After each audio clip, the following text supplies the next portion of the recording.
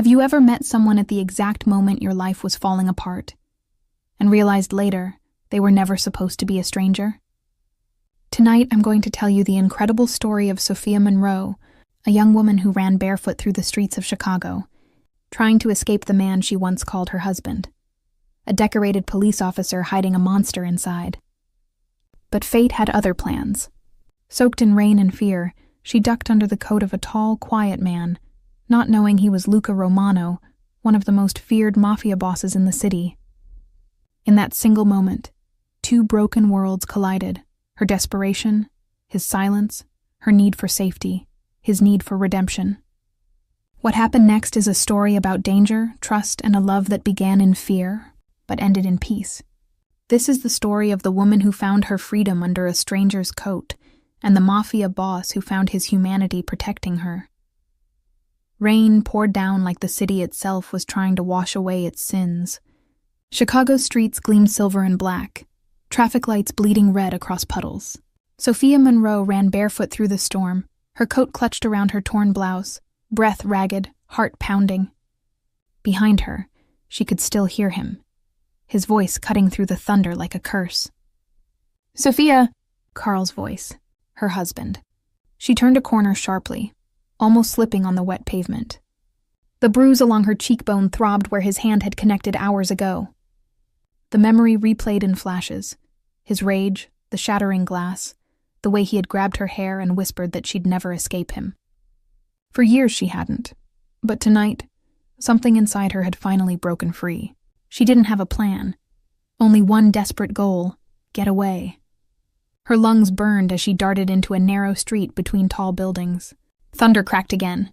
A car splashed by, soaking her to the knees. The city was alive with sound and rain and neon, but all she could hear was her pulse. Her phone was gone, her purse ripped from her hands when she fled the apartment. Then she saw him. A man stood under the awning of a closed coffee shop. Tall, still, a dark silhouette against the flickering sign above him. He wore a black coat that looked expensive, his hands in his pockets, face angled slightly downward as if he were listening to the rain. There was something about the stillness, like the storm itself bent around him.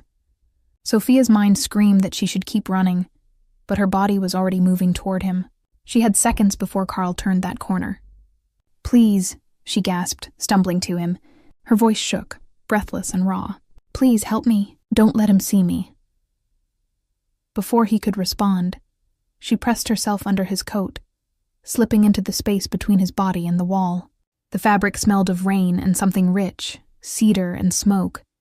She hid her face against his chest, trembling uncontrollably. For a heartbeat, the world went completely silent. Then she felt it, a firm arm coming around her back, drawing her closer. The man didn't ask questions. He simply shifted his stance, pulling his coat wider so it enveloped her completely. Footsteps echoed down the alley. Carl's.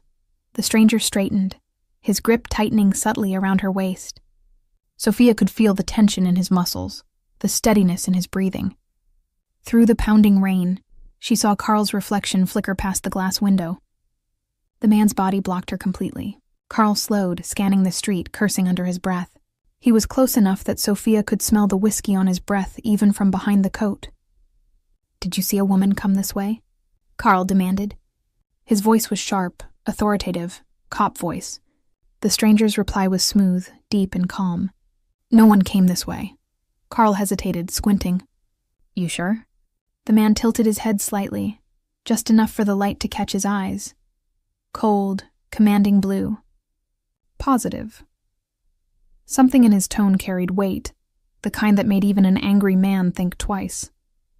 Carl muttered something and turned away, disappearing into the storm. Sophia didn't breathe until the footsteps faded.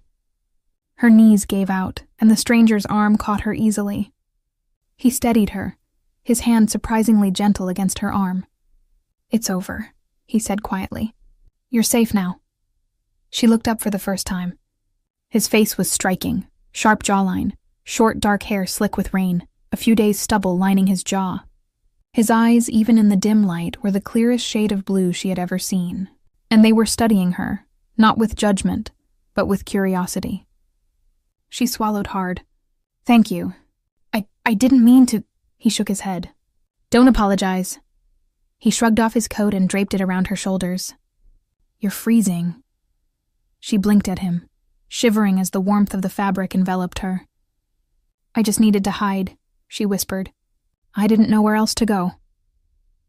He watched her for a long moment, as if weighing something in his mind.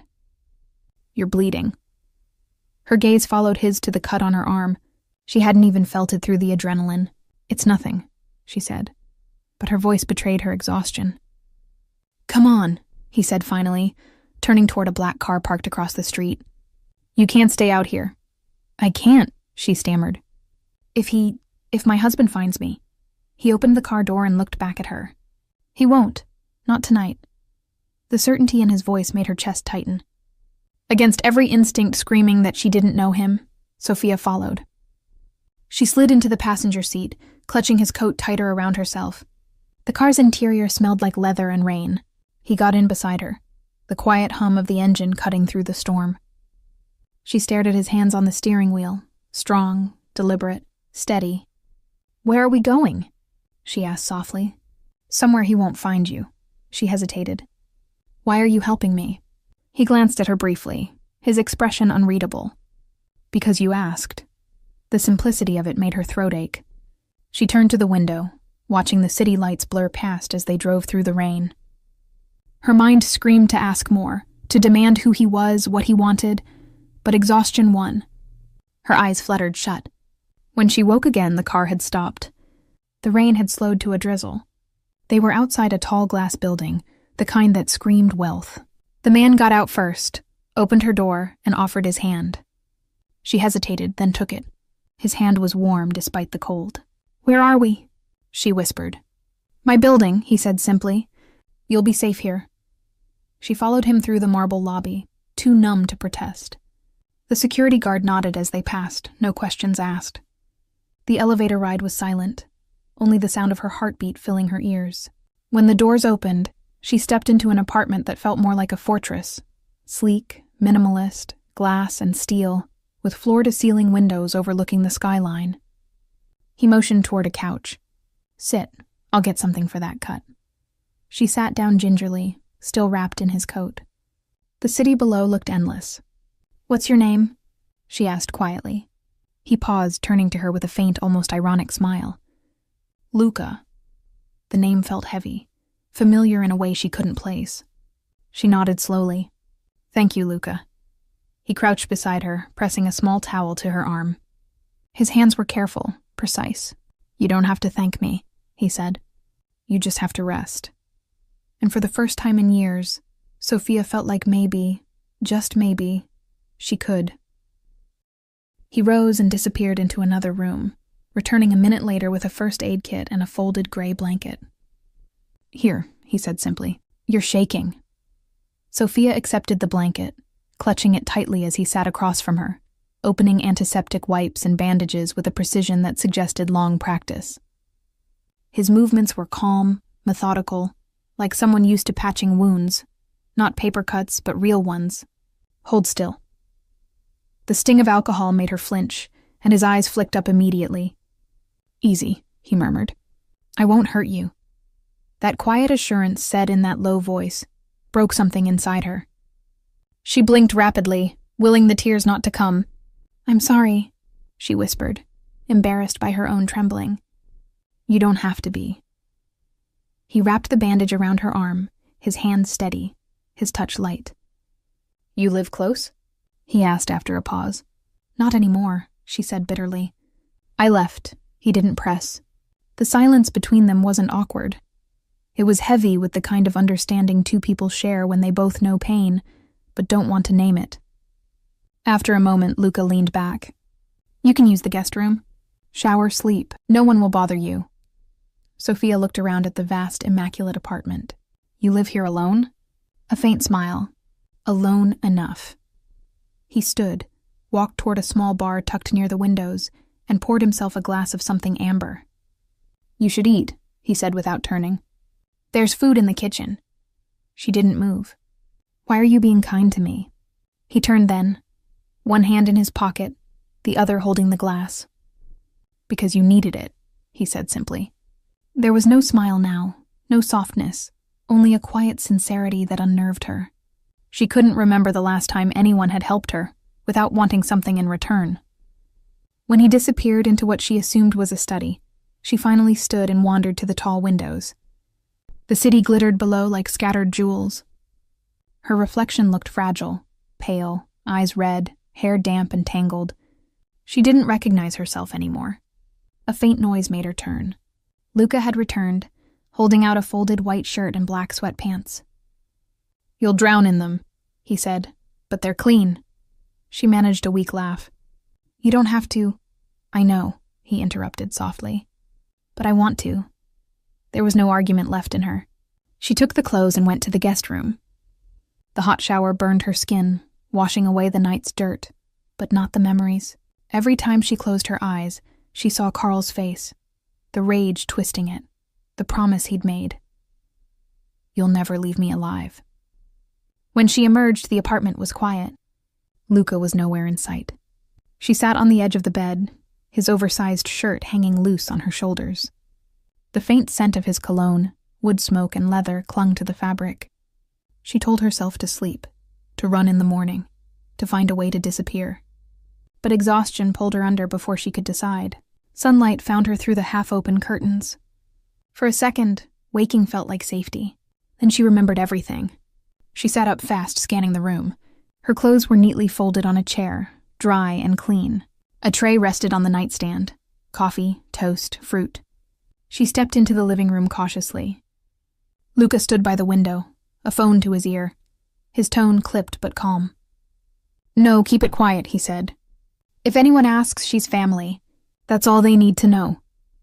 When he hung up and turned, his expression softened. "You should eat." Sophia hesitated. "You called someone about me."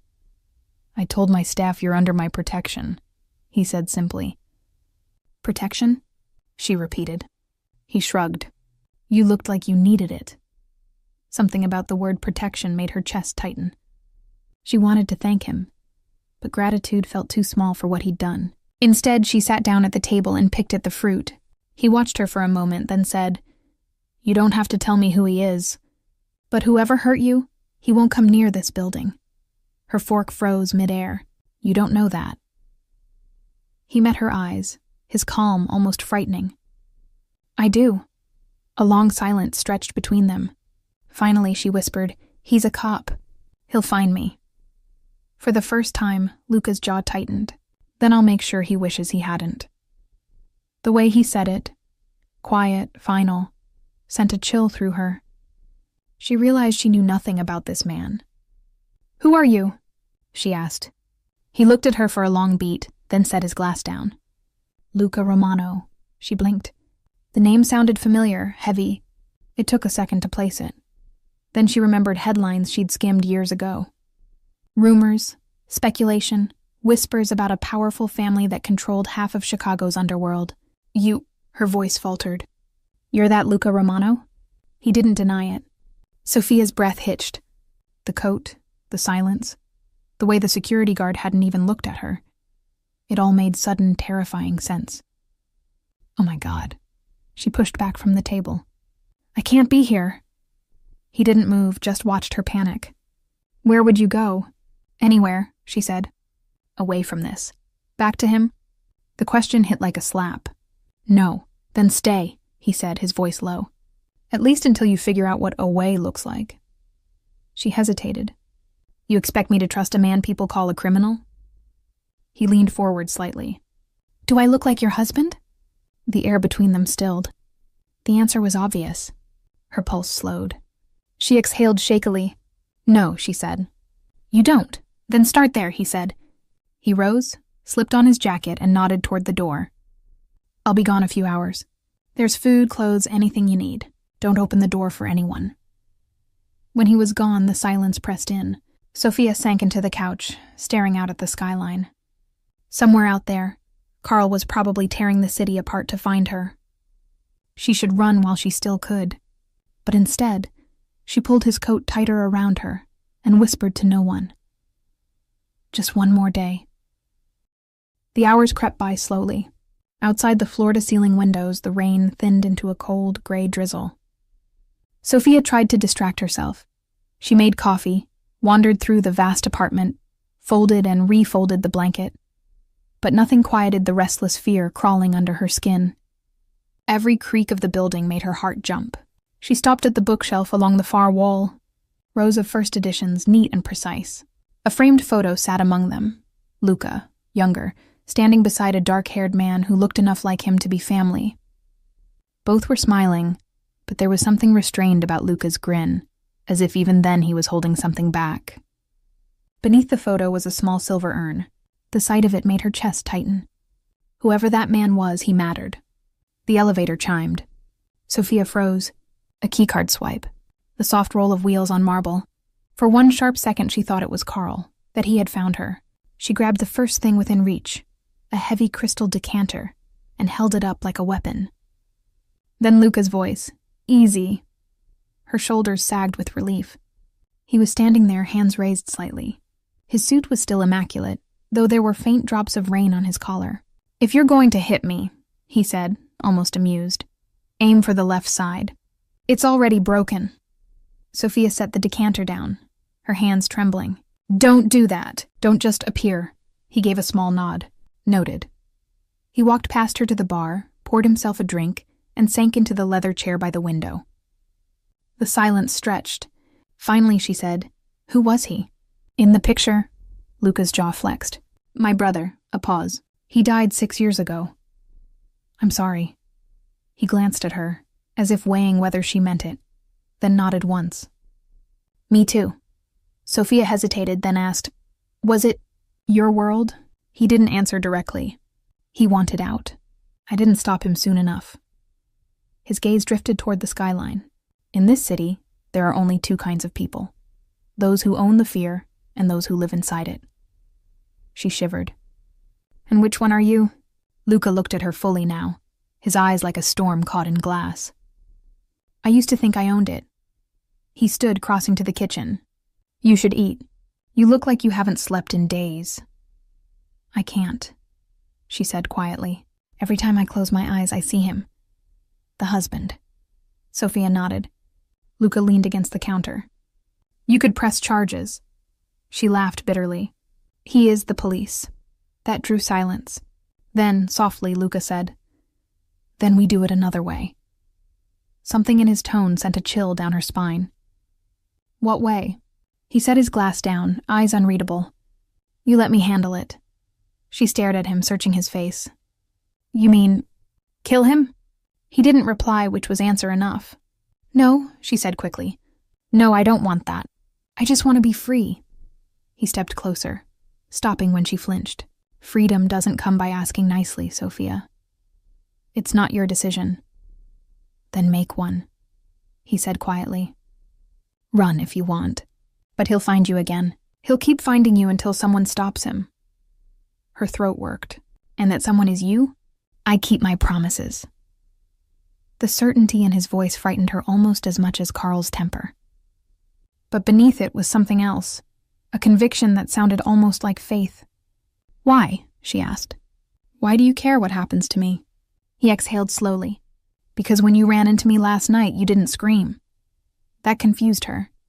"What does that mean?" "Most people do," he said, and walked away before she could reply. That night, sleep came in fragments. She dreamt of shadows and rain, of running down endless streets. She woke to thunder again, her heart pounding. The city lights flickered across the room. From the living area came a faint sound, Luca's voice low and sharp. He was on the phone. "No, Dante, no one touches her. I don't care what he did in uniform." He breathes another threat. He disappears. Quietly. Sophia sat frozen. No one touches her. The words echoed through her mind. She should have felt safe, but instead, she felt a dangerous pull, a warmth that terrified her more than the threat itself.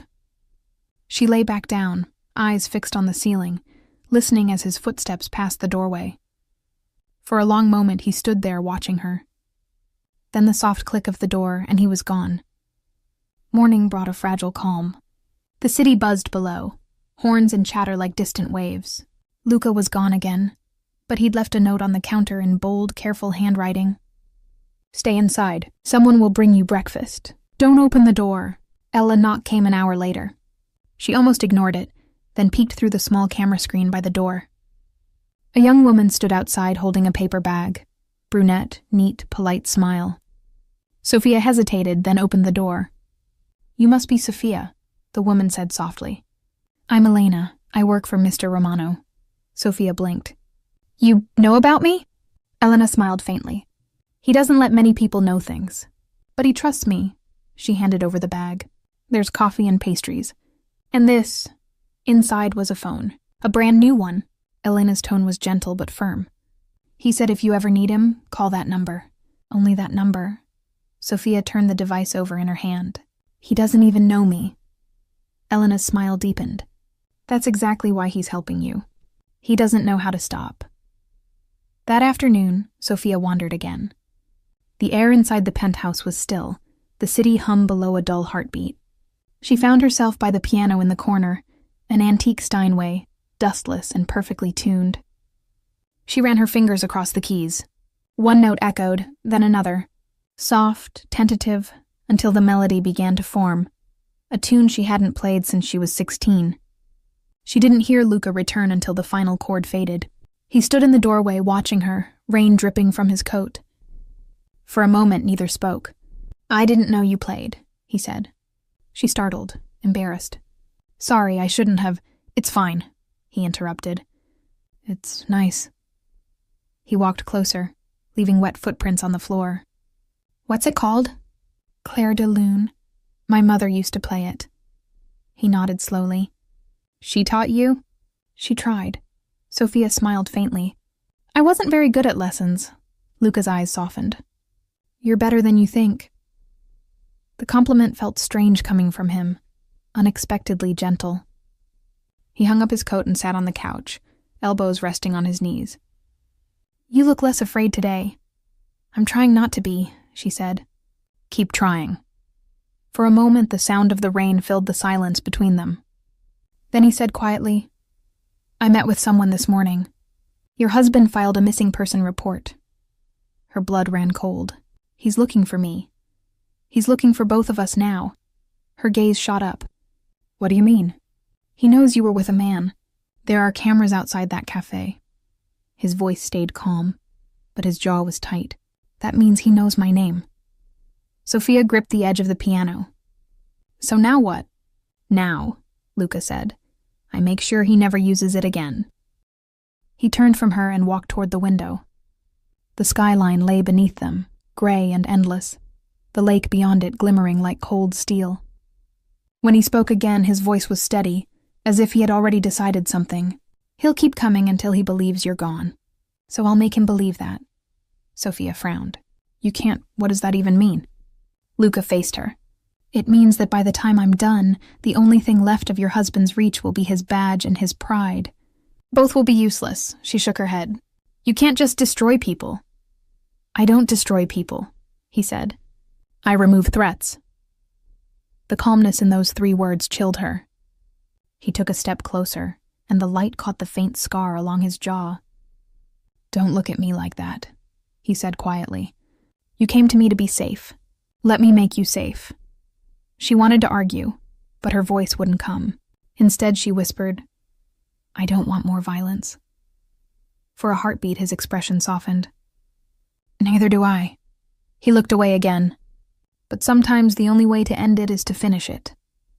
That night the rain returned. It tapped the windows in steady rhythm while the city pulsed with blue and red lights far below. Sophia couldn't sleep. Every time she closed her eyes, she saw Carl's face, but now another image intruded. Luca, silent, watching the storm as if it belonged to him. She rose, wrapping herself in the blanket, and stepped into the living room. He was still awake, of course, sitting on the couch with a glass of water in his hand, tie loosened, sleeves rolled to his forearms. The lines around his eyes looked deeper in the dim light. "You should be in bed," he said without looking up. "So should you." He smiled faintly at the retort. "Touché." Sophia hesitated near the piano. "You said you lost your brother. What happened?" For a long moment, only the rain answered. Then he said, He tried to get out, wanted to build something clean. I told him I'd follow, but I didn't. He was shot 6 months later. I'm sorry. Don't be. He made his choice. I made mine. She crossed to the window, standing beside him. You really think people can't change? He turned his head toward her. You changed? Yes. She looked down at the street. I left. That's not change, he said softly. That's courage. The compliment caught her off guard. You talk like you've seen it all. I've seen enough to know courage when I see it. Their eyes met. The air between them felt fragile and alive, charged with something she didn't want to name. He reached out, brushed a strand of wet hair from her face. You can stay as long as you need, he said. Thank you. Don't thank me. His voice lowered. I'm not the good man you think I am. I don't think you're good, she said quietly. I just think you care. That silenced him. He looked away, as if the words had hit somewhere he didn't expect. By morning, the decision he'd spoken of was already in motion. Luca met Dante in the garage, his oldest friend and lieutenant. 2 men outside her husband's precinct, Luca said. Nothing loud. I just want eyes. Dante frowned. You sure about this? She's not like the others. If she finds out, she won't, Luca cut in. And if she does, she'll understand. Dante studied him. You're changing, boss. Luca didn't answer. He just looked at the storm drain where last night's rain still pooled, reflecting his face back at him. Maybe that's the point. Sophia spent the day pacing the apartment, restless. She needed to do something, anything, to feel like herself again. When she finally found a small sketchbook and pencils near the bookshelf, she sat by the window and began to draw. At first her hands shook, but slowly the line steadied. By the time the sun dipped behind the buildings, a faint smile touched her lips. On the paper was the outline of Luca's window view. The city lights, the lake, the storm clouds breaking. She didn't hear him come in. That's good, he said from behind her. She startled, then relaxed. You shouldn't sneak up on people. I wasn't sneaking. He leaned down to see. You made it look peaceful. Maybe I just wanted to see it that way. He looked at her, the corner of his mouth twitching. You think I could ever be peaceful? You could try. Wouldn't suit me. It might surprise you, she said. Something unreadable passed through his eyes. He set a small box on the table. What's this? She asked. New passport, he said. New name, if you want to leave the country. Her breath caught. You did this? You said you wanted freedom. I'm giving it to you. She opened the box. Inside lay a passport, crisp bills, a phone. The name read Sophie Lane. Her hands trembled. You could get in trouble for this. I've been in trouble my whole life, he said. At least this time it's for something that matters. She looked up at him. Why are you doing this for me? He met her eyes. Because the night you ran under my coat, I realized what it looks like when someone still believes they deserve to live.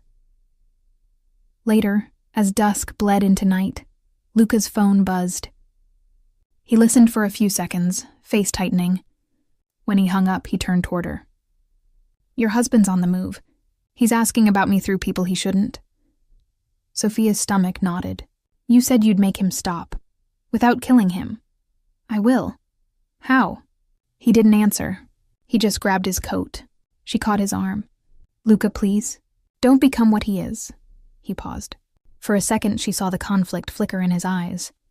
Then he said quietly, sometimes the only way to stop a monster is to remind him he's not the only one. He walked out before she could stop him. He found Carl Monroe outside a downtown bar, the kind that hid cops who didn't want to be seen drinking. Luca stepped out of the shadows as Carl lit a cigarette. The detective froze, hand going instinctively toward his weapon, but Luca was faster, just one step closer, a quiet command in his posture. I know what you've done, Luca said. And I know what you'll do if I let you. Carl sneered. You think you can scare me? I'm the law. You're the reason she's afraid of every sound in her own house. Carl laughed, but it was thin. She's mine. Luca's eyes went cold. Not anymore. He stepped forward, lowered his voice. You're going to sign the papers. You're going to walk away. You're going to forget she ever existed. And if I don't? Luca leaned close enough that Carl could smell the rain on his coat. Then every man in this city will know what kind of cop you are. What you do behind closed doors. Carl's face blanched. You can't prove— I don't need proof, Luca said. I just need people to believe. The silence that followed was enough. Carl's hand trembled around the cigarette. You're insane. No, Luca said. Just thorough. He turned and walked away, leaving the detective staring after him, the ember of his cigarette dying in the rain. When Luca returned hours later, Sophia was sitting by the window, wide awake. She rose the moment he entered. Where were you? He removed his coat, eyes weary. Handling it. Luca? He won't bother you again, he said simply. She searched his face. Did you hurt him? No, he said, but he'll wish I had. The tension in his shoulders eased only when she stepped forward and took his hand. You didn't have to do that. Yes, he murmured. I did. For the first time since she'd met him, his voice trembled, not from anger, but from something dangerously close to tenderness. They stood like that for a long time, hands linked in the hush of the high room, the city breathing below them. Sophia felt the tremor leave his fingers slowly, like a fever breaking. She didn't know what tomorrow would bring, but for the first time in years, she wasn't bracing for the next blow. She could simply stand. In the morning, the world tried to return to ordinary. She made coffee that was too strong and burned the toast. He pretended not to notice and ate it anyway. She asked if he had always lived here. He told her he hated the height, but liked the quiet. She washed the dishes, sleeves rolled up, and caught him watching her with a puzzled expression, as if the sight of someone at his sink felt more dangerous than any gun. He left mid-morning with a stack of papers tucked beneath his arm. I'll be back before dark, he said. You're safe here. Elena will stop by. What if he comes? She asked, meaning Carl, but also every shadow from her past. Then he'll meet his future, Luca said, and was gone. Elena came with groceries and steady eyes. They cooked with the radio low, garlic, tomatoes, pasta thrown into boiling water. Sophia chopped basil, hands surer than yesterday. He's different around you, Elena said quietly, as though remarking on the weather. Careful with that. Sophia pretended not to understand. Different how? Quieter, Elena said. Like he's listening for something. To what? Maybe the first good thing in years. Sophia wanted to push the idea away, but it lodged beneath her ribs. After lunch, she drew again. This time the shape of Luca's hands wrapped around a coffee cup. She kept smudging the lines and starting over until the door beeped and footsteps crossed the marble. He looked tired but unharmed. He dropped his keys in the dish and paused at the sight of her drawing. Heat climbed her neck. It's nothing, she said, flipping the page. Let me see. She hesitated, then turned it around. He studied it longer than she expected, not speaking, a small crease between his brows. You made them look gentle, he said at last. Aren't they? She asked. The crease smoothed. Not usually. He changed the subject by asking her to play the piano again. She tried to refuse. He insisted, and in the end they traded. One song for one story. She played faltering Debussy and told him about the summer her mother taught her all the white keys first, because black looked too serious for a child. He told her how he and his brother used to steal oranges from a market and eat them on the steps, juice running down their arms, certain they were kings. The second song came easier. The second story came harder. How his brother bought him a suit for his first meeting. How the fabric felt like a promise he didn't deserve. I'm not proud of who I am, he said, not looking at her. But I know how to be him. You can learn someone else, she said, almost in a whisper. He shook his head slightly as if refusing grace. Still, that night he slept on the couch across the room instead of in his bed down the hall, as if his body had decided to keep watch near her in a way his mind wouldn't name. The next morning, the calm broke. Dante arrived with news that settled like ash. Internal Affairs is sniffing around your name, he told Luca near the kitchen island, eyes flicking to Sophia in apology. And Caruso's people. 2 cars circling blocks they don't own. Your message to the detective bounced into the wrong ears. Sophia went cold. Caruso? A family that thinks everything soft is leverage, Luca said simply. He reached for his phone, then stopped, looking at Sophia. Pack a small bag. I thought you said, you're safe here until you aren't, he said. And today you aren't. He moved with precise calm, calling for an unmarked car, dropping a note to Elena, palming 2 phones into his pocket. In the guest room, Sophia folded clothes with shaking hands. A thought kept pressing through the fear. The way his gaze had softened when she drew his hands. The way he ate burnt toast. The way he said pack like an apology. They left through the service corridor, down a freight elevator that smelled like oil and dust. The car was plain, dark, forgettable. Dante drove. Luca sat beside her, one hand resting on the center console as if his fingers could keep the world from sliding off the road. The city unfurled, then thinned, warehouses giving way to older streets near the river. When they finally stopped, it was in front of a brick building with a faded sign and nothing else to recommend it. Why here? She asked as Luca unlocked a side door. Because no one looks twice at a place everyone forgot, he said. Inside was a different world. Hushed, cool. A loft with wood beams and soft lamps. 2 rooms and a kitchen that looked used. A stack of records, a wool blanket on the back of a couch, a ceramic bowl that had been mended along a crack with gold glue.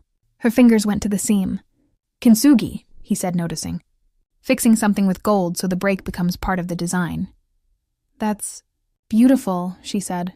He handed her a key on a worn leather fob. If I say run, you don't argue. Will you run with me? She asked before she could stop herself. He didn't answer. He showed her the fire exit and the spare phone and where the first aid kit lived. He cooked eggs badly and pretended they were good. She pretended to believe him. The quiet between them was a kind that felt chosen. Night thickened early along the river. Rain threatened again, then decided to hold. Luca double-checked the window locks. Dante walked a perimeter and didn't like what he found. A car that had passed twice too slowly. A man in a cap who didn't look up when a siren went by. Company, Dante said, stepping inside. Not ours. Luca's body stilled. He looked at Sophia. Back room. Lights off.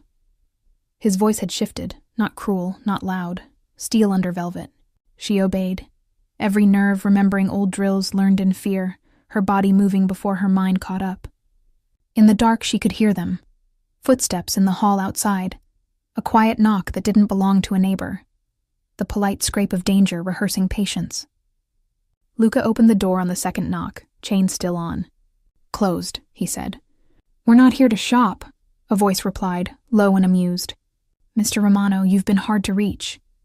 Try harder, Luca said and closed the door.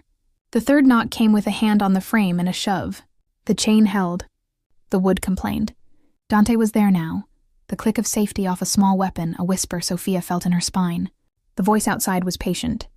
We could talk here, it offered, or in the kind of place where walls tell secrets. Luca didn't raise his voice. You're not invited.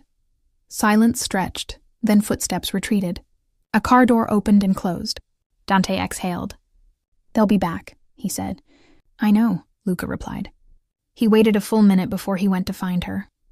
She was in the back room, sitting on the floor beside the bed, hands pressed flat against the wood like a diver steadying herself underwater. He crouched, not touching, lowering his head to her level. They're gone, he said. For now. She nodded without lifting her hands. I hate this, she whispered. Hiding from the next knock. I know. I thought leaving him would make me brave, but all I ever do is wait. You ran, he said. That was the bravest thing you've ever done. She swallowed. If I stay with you, does the waiting end? He could have lied. He didn't. I can't promise that. Then what can you promise? He looked at her a long time, the blue of his eyes darker in the low light. That when it comes, I'm the one between you and it. Something in her breathing steadied. Something in his finally let go. She reached for his hand on the floor and laced her fingers through his. They sat like that until their legs went numb, and the quiet became less like hiding and more like rest. For 3 days the river building held. They learned each other's ordinary. The way she hummed without realizing when she made tea. The way he stood with his shoulder against a doorframe when he was thinking. How she bit the inside of her cheek when she was choosing between fear and anger. How his temper cooled faster when she touched his wrist. On the second night, she woke from a dream with her heart racing and found him already there in the doorway, one hand on the jamb, like some old story where the guardian never sleeps. She smiled in the dark before she could stop herself. "You look ridiculous," she whispered. "Go back to sleep," he whispered back. But the world never forgets a debt. On the fourth afternoon, while Luca took a call near the window and Dante pretended to read a newspaper he'd already memorized, Sophia's new phone buzzed. An unknown number.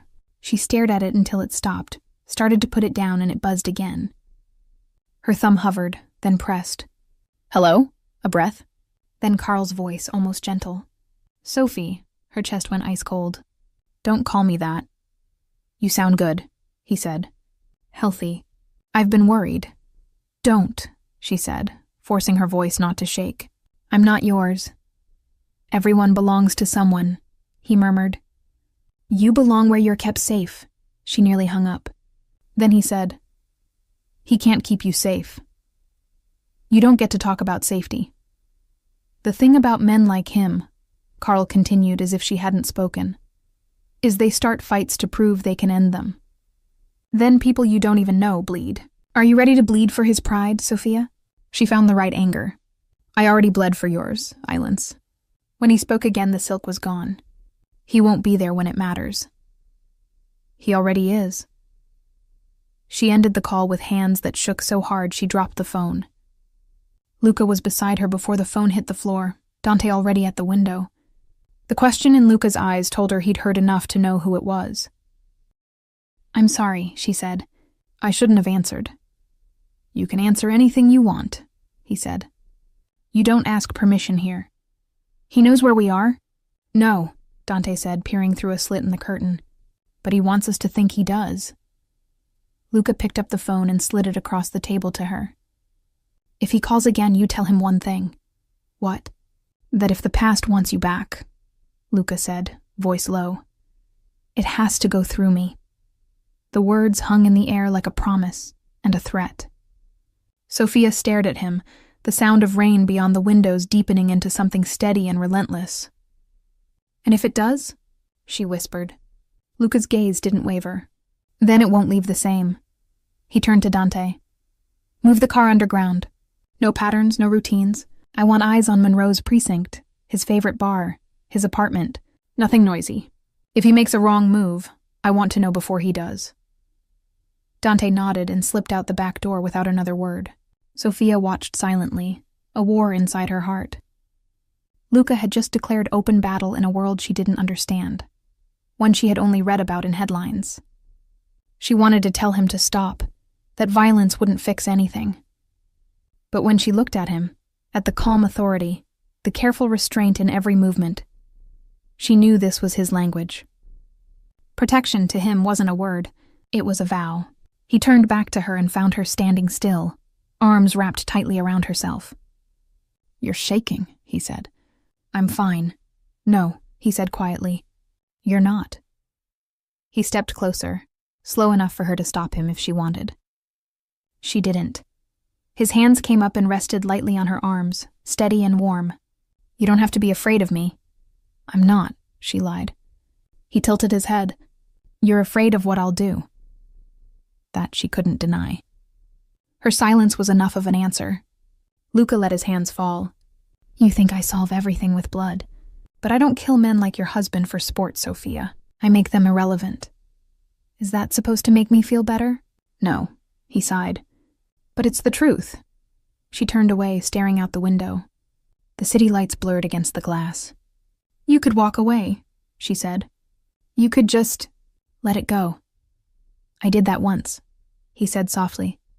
"And someone I loved died for it." The air thickened between them. Sophia wanted to ask, "Your brother?" but couldn't find the courage. Instead, she whispered, "You're not responsible for everyone." Luca's reply came almost too quiet to hear. "Then who is?" Days passed in uneasy calm. The threats didn't come, but the silence felt like a held breath. Every night, Luca made phone calls from the balcony, his voice a low hum against the sounds of the river and the wind. Every morning he was already awake, coffee in hand, the news on mute. Sophia tried to reclaim small pieces of normal. She cleaned, cooked, played the piano softly when she thought he wasn't listening. Once she even laughed at one of Dante's dry remarks, and Luca looked up sharply, as if the sound startled him. But the world outside hadn't forgotten her. 3 nights later, Luca left for a meeting. "An hour," he promised. "Lock the door behind me." She nodded, forcing a smile. When the elevator doors closed, the apartment felt too big, too quiet. She made tea, opened the window for air. That's when she heard it, the faint click of the fire escape. Her pulse froze. Another step. Someone was climbing. Sophia's first instinct was to grab the phone, but she remembered Luca's words. "If I say run, you don't argue." She looked around. No Luca, no Dante, no weapons, no time. The window lock twisted silently under a gloved hand. The glass lifted. A man in a ski mask climbed through, landing light as a cat on the hardwood floor. Sophia backed away, breath caught in her throat. "Where is he?" the man demanded. His voice was rough, accented. She didn't answer. He raised a gun. "The boss, Romano, where?" Before she could move, another voice filled the room. Cold, precise, deadly calm. "Behind you," the intruder spun. Luca stood in the doorway, rainwater dripping from his coat, eyes blazing ice blue in the dim light. In his hand was a pistol, but his expression was colder than steel. "Who sent you?" Luca asked. The man's hands trembled. "Caruso. He wants—" The gunshot cut the rest short. Not from Luca. From the man's own gun, fired in panic, bullets slicing the air. Sophia screamed, diving to the floor. Luca moved faster than thought, disarming the man, twisting his wrist until the gun clattered away. In one motion he struck, sending the attacker crashing against the wall. The man groaned, sliding to the floor. Luca didn't look at him. He turned instantly to Sophia, kneeling beside her. "Are you hit?" She shook her head, tears already blurring her vision. "No, I don't—" His hands came up to frame her face. "Look at me." She did. His eyes softened just enough to break the panic. "You're safe," he said. "You're safe, Bella." She didn't even notice he'd called her that. Beautiful in Italian, said like a prayer. When the police sirens began to echo in the distance, Luca stood and gave Dante a brief nod as he entered through the back door. "Clean it up, quietly." Dante glanced at Sophia. "You sure about this, boss?" Luca's gaze didn't leave her. "More sure than I've ever been about anything." That night, Sophia sat on the couch, wrapped in a blanket. Her hands still trembled. Luca stood by the window, silent. Finally, she said, "You killed him." "He would have killed you," he replied evenly. "That's not the point." "Then what is?" She turned to face him, anger sparking through the fear. "That you think this violence is normal. That you think the world bends when you tell it to." He crossed the room slowly. "The world doesn't bend. I make sure it doesn't break." Sophia's voice cracked. "At what cost?" For the first time, he hesitated. The hardness faltered. "I don't know anymore," he admitted. She stared at him, searching for the man who had held her under his coat in the rain. "You think you're saving me, Luca, but you're destroying yourself." He smiled sadly. "Maybe those are the same thing." Before she could answer, he turned away, shoulders tense, fists at his sides. The silence stretched until it felt unbearable.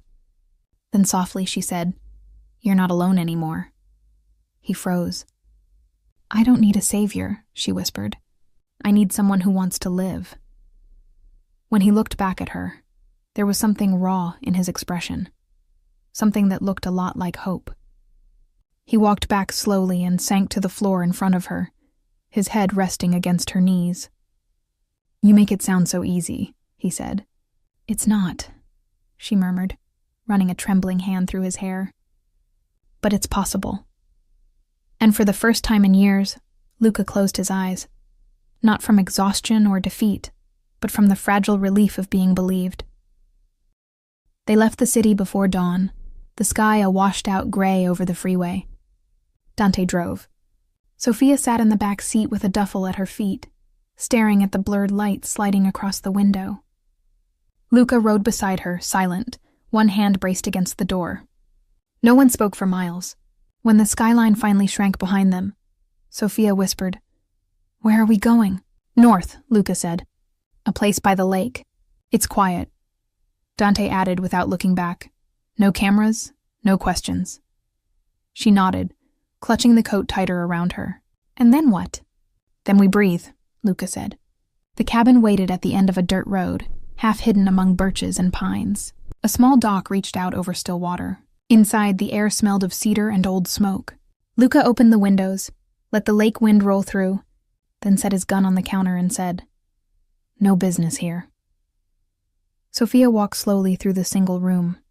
Wood stove, worn sofa, shelves lined with books whose spines had faded.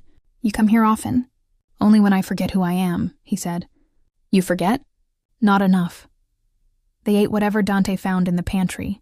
Canned soup, crackers, instant coffee. And afterward, Luca sent him to the nearest town for supplies. When the car disappeared down the road, quiet settled like dust.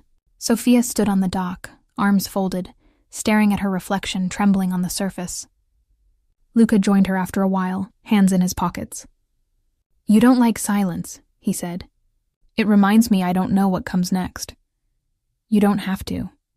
She glanced up at him. You always sound like you have an answer. I've had years to practice sounding certain.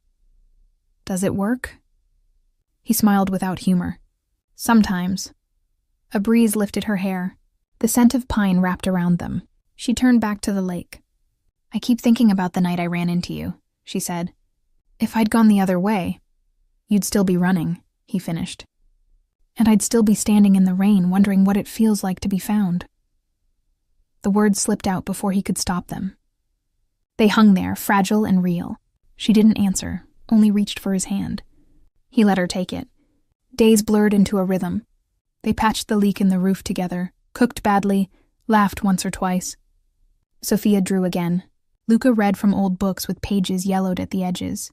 He started sleeping in the chair near the door, pistol on the table beside him. When she protested, he said, Habit. One evening she woke from a nightmare. Carl's shadow at the end of a hallway, his voice calling her name, and found Luca already beside the bed. He didn't touch her. He just sat until her breathing slowed. You ever get tired of saving people? She asked in the dark. He shook his head. I only learned how to save one. Your brother. And now you. She reached for his hand, squeezed it. Maybe it's time you learn to save yourself. By the fourth night, the storm came in from the north, heavy rain drumming on the roof. Dante's text arrived just before the power flickered. Monroe missing. Caruso making moves. Luca read it twice, jaw tight. We have a window, he said. They'll be looking for me in the city. Not here. Sophia sat up. What are you planning? An ending. No, she said quickly. Not like that. I don't intend to die, he said. But I intend to stop running. Then let me come with you. He hesitated. You don't belong in that world. I didn't belong in his either, she said. But I survived. He looked at her for a long time. You don't understand what you're asking. I'm asking to stop being the thing people protect. I want to stand beside you. Something shifted behind his eyes. You're stubborn. So are you. Rain streaked down the glass, thunder rolling like the city's heartbeat echoing across the lake. He finally said, If you stay by my side, you listen to me, always. She nodded. Then take me with you. They returned to Chicago 2 days later. The storm had passed, leaving the streets slick and shining. Dante had set up a meeting in a warehouse near the river, a neutral ground. Caruso wanted to negotiate, or so he claimed. Sophia waited in the car while Luca and Dante went inside. The building loomed like a sleeping beast, its windows boarded, graffiti running down the walls. The minutes crawled. Then a single gunshot cracked through the air. Sophia's hand flew to the door handle. Another shot, a shout. She ran before she could think, rain starting again, her shoes splashing through puddles. She pushed through the heavy door just as Luca was backing toward a stack of crates, gun raised. Caruso's men surrounded him, half shadows in the dim light. Stop! She shouted. Luca's head whipped toward her. No! The distraction was enough. One of the men lunged, another fired. The sound was deafening. Sophia felt something hot graze her arm, stumbled, fell. Luca turned and returned fire. Precise, brutal. 2 men went down, the rest scattered. When the silence came, it was broken only by the rain leaking through the roof. He was beside her in seconds, pulling her against him. "You're hit?" "It's nothing," she gasped. "Just—" His hands were already checking, gentle but desperate. The bullet had torn her sleeve, left a shallow burn. Relief flashed across his face, then fury. "You shouldn't have come in. You shouldn't have gone in alone," she whispered. He let out a breath that was half laugh, half sob, then pulled her close. "You ruin all my plans." "Good," she said into his chest. They hid the car under an overpass while Dante cleaned the grays and radioed a cleanup crew. Sophia sat with her head on Luca's shoulder, exhaustion pressing down like gravity. "Is it over?" she asked. "Almost." "What happens after almost?" He looked out at the lights shimmering on the river. "After almost, we start over." "You really think we can?" He met her eyes. "I think we already did." Weeks later, headlines whispered of arrests, of deals brokered in back rooms, of a detective resigning quietly from the force. No one mentioned the woman who vanished from his report, or the man who disappeared from the rumor mill. In a small house near the lake, far from the skyline, Sophia painted again. Her canvases were full of light and motion, storms breaking, water rippling, a single figure standing under an umbrella. Luca fixed the roof, burned his old contacts list, learned how to make pasta that didn't come from a box. Sometimes she caught him watching her with an expression that was almost disbelief, as if he couldn't quite accept the peace they'd made. One evening she found him on the porch, sunset bleeding gold across the water. She slipped her arms around his waist and rested her cheek against his back, the same place she had hidden the night they met. He covered her hands with his. "Still hiding?" he asked. "No," she said softly. "Just remembering." He turned, cupped her face, brushed a kiss against her forehead. "We did it backward, didn't we?" "How so?" "Most people fall in love first," he said. "Then they learn to protect each other." She smiled. "We didn't have time for normal." They stood there until the light faded, the lake turning to glass. For the first time in either of their lives, the silence didn't feel like waiting for danger. It felt like home. The morning sun spilled across the kitchen, painting everything gold. The wooden table, the half-empty coffee cups, the sketchbooks scattered beside them. Outside, gulls wheeled above the water, their cries sharp and clean. Sophia leaned against the counter, hair tied up, sleeves rolled past her elbows. Her hands smelled faintly of turpentine. She'd been working since dawn. Across the room, Luca stood at the stove, flipping pancakes with the precision of a man used to handling far more dangerous tools. "Those are almost edible," she teased. He glanced over his shoulder. "That's progress. Big step for a man who used to settle everything with threats." He smirked, set the spatula down, and poured 2 coffees. "Now I negotiate with syrup." She crossed the room and kissed his cheek. "Better weapon." For a moment they were quiet, the kind of quiet that felt earned. The radio murmured an old jazz tune. The lake beyond the window shimmered like polished metal. This house had become their world. No guards, no bulletproof glass, no secrets tucked into briefcases. Just mornings like this, small and ordinary, the kind neither of them had ever believed they'd deserve. Sometimes she still caught a flicker of the old wariness in him. The way his eyes swept the street before he opened the door, the habit of checking the windows twice before bed. But it softened quicker now. The man who once ruled half the city by fear had learned to live without it. "You have paint on your face," he said. She touched her cheek, laughed. "Everywhere, probably." He handed her a napkin. "Galleries coming along?" She nodded. "Opening next month." "It doesn't feel real." "It's real," he said. "You made it that way." When she looked at him, something inside her tightened. The same astonishment she still felt whenever she realized that this was her life. That the same man who had dragged her from darkness had chosen to stay in the light beside her. "And you?" she asked. "What will you do when I'm famous and busy?" He shrugged, a trace of the old grin. "Retire gracefully. Fix the porch. Learn to swim," she laughed. "You in a lake?" "That I need to see." "I can float," he said defensively. "Luca, you can barely relax." He reached across the table, caught her hand and pressed a kiss to her wrist. "I'm learning." Later that afternoon, they drove into town.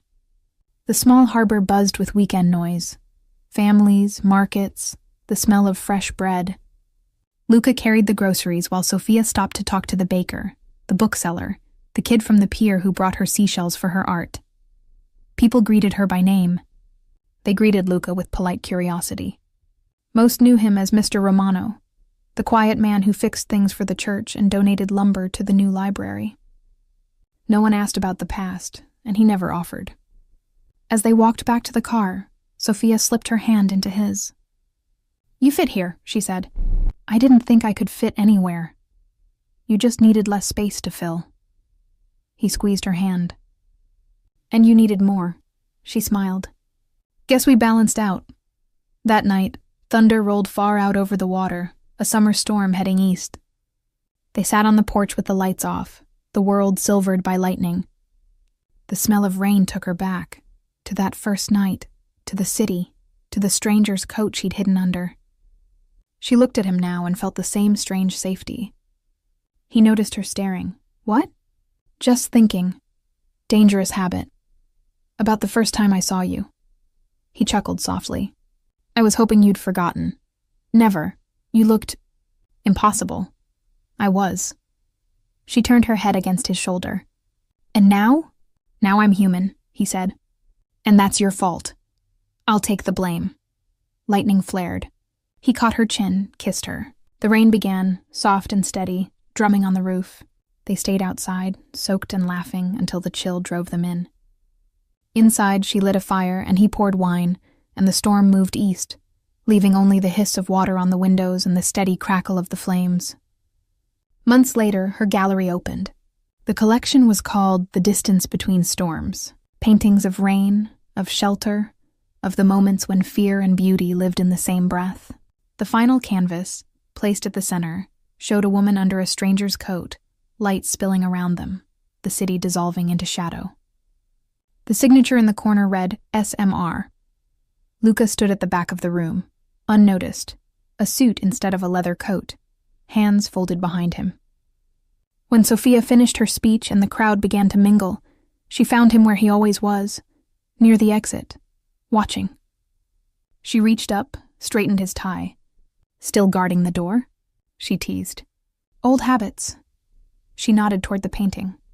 "Do you like it?" He looked at it for a long moment. "It's the night everything changed. For both of us." He smiled faintly. "You made it beautiful." "It already was," she said. "You just didn't see it yet." On the drive home, the city faded in the rearview mirror, replaced by open road and the first faint stars. He drove with one hand on the wheel, the other resting palm up between them. She slid her fingers into his. "Tell me something true," she said. He thought for a moment. "I used to think love was a weakness. And now? Now I know it's the only thing that makes men like me stop fighting." She smiled at the road ahead. "You're still fighting, though." "Only the ghosts," he said. "Winning?" "Most days." The headlights carved twin paths through the darkness, leading them home. The lake would be waiting, the porch light they never locked, the scent of cedar in the walls. No past knocking at the door, no coats needed for hiding, only the quiet knowledge that they had both survived the storm. And somewhere deep inside that calm, in the rhythm of tires against asphalt, and the faint hum of her humming beside him, Luca realized he had finally learned what peace felt like. Not the kind bought with fear or control, but the kind earned by choosing to stay. He looked at her, the woman who had once run under his coat and changed everything, and whispered, "Best wrong turn I ever made." She smiled without opening her eyes. "Best shelter I ever found." The road curved toward the lake, the sky opening wide, and together they drove into the kind of dawn that belongs only to people who have already lived through the night.